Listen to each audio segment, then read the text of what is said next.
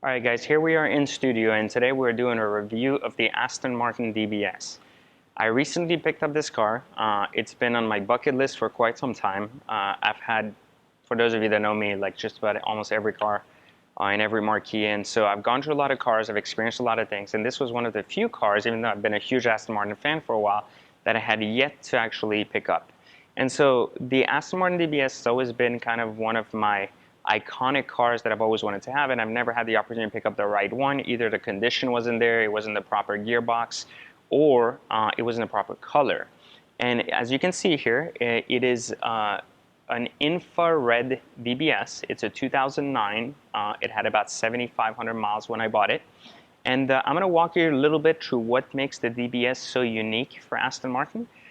Especially, I'm going to compare it to the Vantage, which has been something that I've had quite a few times and I've customized to the fullest a few times. Two of my Vantages have actually been pretty famous in the tuner world, having been featured on a lot of websites and having had a lot of customizations on them, and this DBS will be no different when it's done. However, for now, let's go ahead and take a peek at the car itself and what makes it so unique. Before we jump onto the car, let me take out the key so that you can understand a little bit more about some of the refinements that make this car so awesome.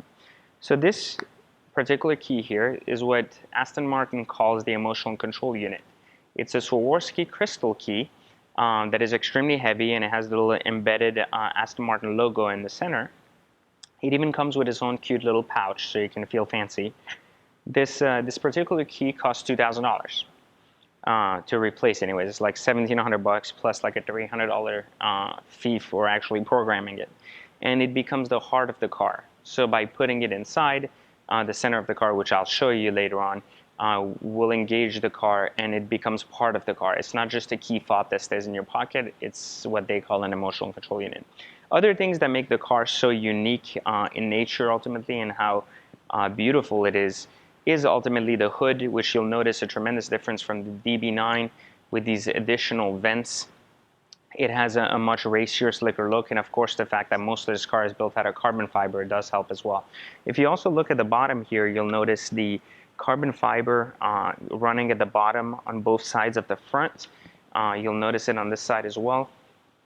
And also a unique touch with the more aggressive front bumper that is also exclusive to the DBS. On the side here, we have extremely aggressive side skirts, as you can see, that run all the way from the front to the back and give it a very wide stance, complemented by 20-inch DBS exclusive wheels, as well as carbon ceramic brakes and rotors, which are massive. And apparently, if you make a mistake, you could be down 9,000 pounds. I think as the Evo magazine once said it, where they forgot to replace the pad because they thought it was actually like a regular pad and it wore down, when in reality it was a counterweighted pad. And so they forgot that, and so they ruined their rotors, and that cost them 9,000, I think, pounds. I don't remember if it was for 2 or 4 of them. Other little details here, you'll notice the carbon fiber exposed in other areas, such as the mirrors, which is like incredibly beautiful throughout the car. And then if you follow the car through the back as well, you'll also notice the carbon fiber continues at the bottom through the diffuser here. Exclusive DBS badging on top, of course, makes the car, and with the clear tail lights, gives the car a very unique and robust look. And then let's take a look inside the car and see some of the incredible features of the actual interior, because honestly, the interior is one of the best things that Aston Martin has to offer. I think, having owned Lamborghinis, Ferraris, and everything else, I think Ferraris have beautiful interiors, but Aston Martins have a refined, classy, and functional interior that makes you feel like you're in the heart of a cockpit. That, coupled with some of the best leather materials as well as like gadgets, makes it so much more effective of an interior, not just from a beauty standpoint, but from a usable standpoint. You'll notice here the door handles open. You'll have to press one side in for the handle to come out, giving you a flush look. And then inside the car, you'll realize that the car has DBS sills inside each, and usually these are typically, if you buy the car new, they'll say they're hand built in England for whoever's the car was built for. And then in this case here, you'll see that you have the option of the veneers on top in carbon fiber, as well as the door trim in carbon fiber with the suede inserts. This was something optional that was fully spec'd out on this car. On the interior component of it, I'm gonna go ahead and sit here and you guys follow me in here. So in here, you'll notice that you have your extremely well padded steering wheel with an additional kind of marker at the top, similar to where Ferrari put their LEDs. In this case, it's just stitched. It's a cute little contrast. It's not very well done. It could have been better if it was a gloss wood steering wheel or carbon fiber.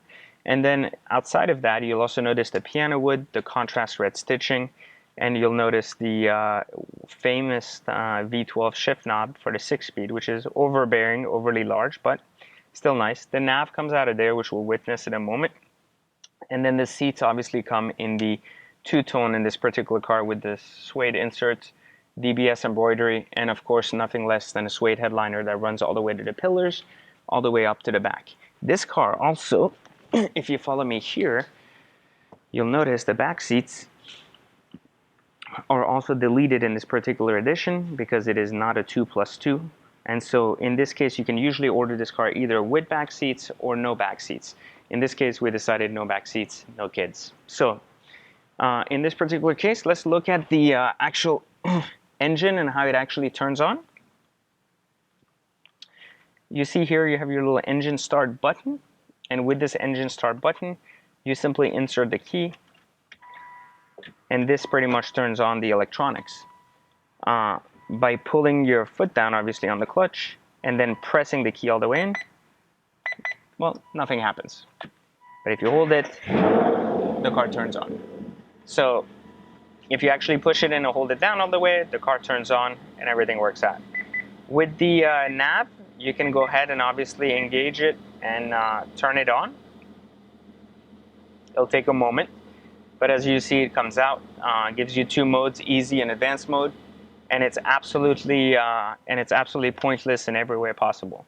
There's no use for the nav. It's a pretty bad interface.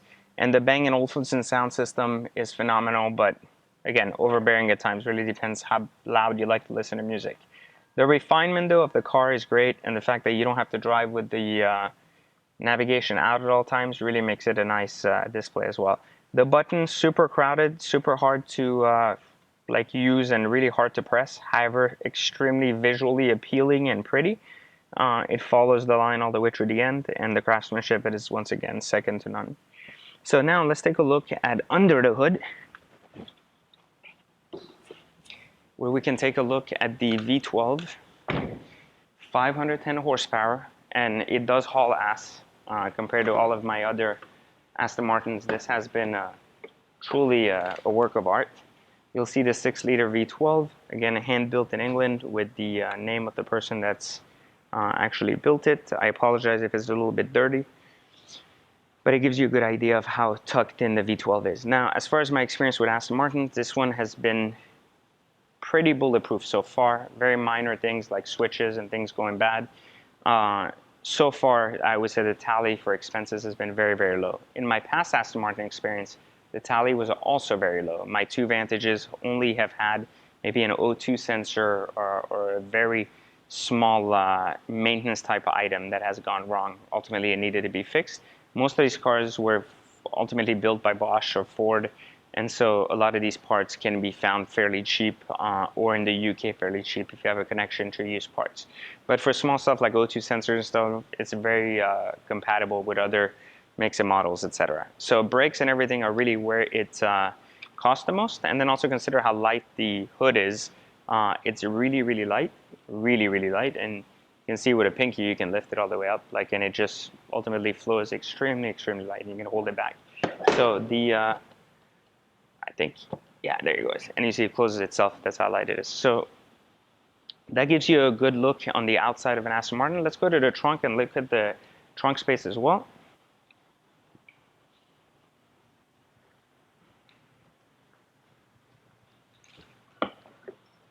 Here, you'll have to excuse my mess. I'm a big Hugo Boss fan, but here you'll find the umbrella that comes standard on the car and fairly decent space to put a few boxes, a bag, or even some type of backpack if you're traveling, or a golf club if you play golf.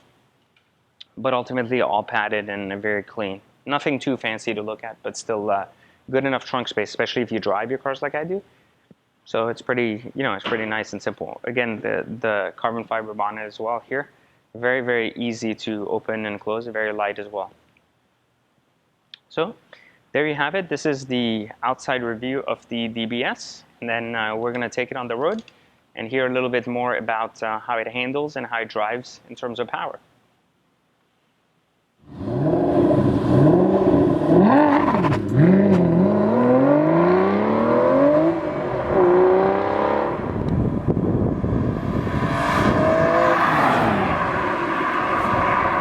Alright guys, so here we are inside the DBS on our little test drive, and the first thing that, obviously you're not here with me in the car, but the first thing that comes to mind immediately with the DBS is that despite being extremely comfortable and usable as a cruiser, a lot more usable than my R8 or LP550, which are much more thoroughbred race cars than this car is, it still has extremely aggressive steering. And so therefore, even though the driving is still kind of relaxed to a degree because of the seats and the sitting position, the steering wheel still is razor sharp. And that's one of the, I think, the best parts about the car is, despite being so large and kind of giving a very different feel than a race feel, it's a lot more usable in terms of performance than many assume it to be. So I have a CL65 Rentec, which that particular car is completely this on crack in terms of power. However, it's a lot more comfortable, definitely not race inspired or ridden on any level. And then I have the R8 and the LP550, which are much more race-like cars, and those particular cars are ultimately race cars, just with a much more aggressive cockpit, a lot less gadgets and fancy stuff, and then they also have a much deeper feel, even though they're not as fast on a straightaway. Now, with this car, even though it is very comfortable, right down here you can go ahead and ignite the suspension mode, which is ultimately sport mode, and that stiffens up the suspension tremendously, almost making it uncomfortable if you're not taking a lot of turns, because you start feeling the road. Even on a highway like we are today, you're starting to feel the road tremendously more. The acceleration is literally, and you'll see here with this button now activated, the acceleration doesn't really change because it's a 6-speed manual gearbox. And so what you actually end up only getting is just stiffer suspension, no gearbox tweaks. On the Sport Shift version of this car, which is awful, nonetheless, if you do opt for that, the Sport button will enhance the shifting patterns, still making them very lousy to begin with. So with the shifter, one of the main things you'll notice is how bulky it is. And like I said earlier when we're in the studio, the bulkiness is actually interesting. You get used to it. Most of the times with the Vantage, I used to hold the shifter to the side, but now with this car, it's really best when you go on top, and it allows you to be real smooth too. So real smooth gear transmission, doesn't need any type of short shift or anything else. It feels very short as is, just a giant fat shift knob, which gives it a illusion of not being short. Inside the cockpit, you barely hear the car. Very much quiet compared to what people hear on the outside. You still hear the exhaust note fully open. On this particular car, the car right now sits stock. We have an exhaust coming for it, as well as headers and cats. But for now, all we've done is trigger the valves to remain open at all times. So there is there's no delay in the sound coming in based on RPMs. It's always on. So that's been kind of like the itch, what's made this car awesome ultimately.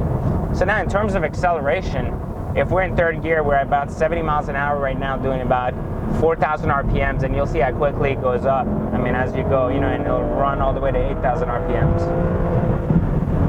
And you'll notice the shift light indicator again, and now we're doing 100. So, the real power kicks in, right about 5,500 to 7,000 RPMs, where you find the most pull from the car.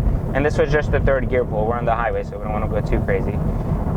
So either way, this should give you a good gauge of what the car feels like in terms of power as well as driving. I would say that once again, if we look here, the button's completely useless, all very small and very hard to press in. Nonetheless, it looks pretty, but completely unusable in terms of making it user-friendly while you're driving. And again, no rattles in the car, which is really awesome. That's something that I'm huge on with exotics.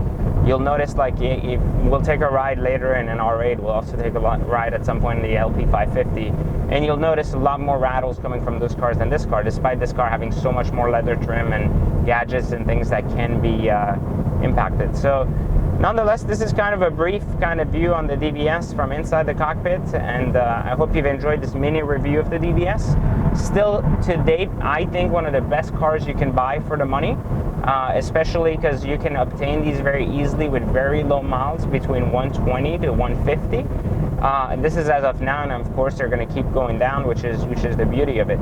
I would say, just like the old Vanquish, this car's bottom number is somewhere in the 80 to 100K range, depending on the mileage.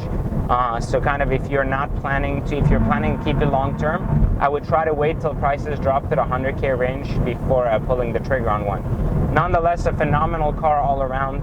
I'm a big Aston Martin fan, and for me, this has been the single best Aston Martin to date that I've personally owned. And like I said before, the Vantage was a phenomenal car, much more entry level than this particular car, but nonetheless still a marvelous car as well. Definitely not as much power as the DBS, which is where it really gets interesting. And again, you've seen firsthand from some of the features, how well put together the car is in terms of craftsmanship. So one of the other cool things you'll notice about the car is how, just like every other Aston Martin that's kind of come out since the Vantage first hit the streets in 2006, you'll notice that the speedometer and the odometer are running reverse. So ultimately, both are running counter of each other, and that looks pretty cool inside the car. It's definitely a cool feature to add, and of course, the craftsmanship on the bezel is beautiful, crisp, very clean, with the Aston logo in the center. They actually tried to put my radar detector there when I was getting it installed, and I told them I just wanted to make sure I kept the Aston Martin logo there, because it's just such a pretty feel to the car altogether from top to bottom. So I hope you enjoyed this review, and we'll talk to you guys next time. Take care.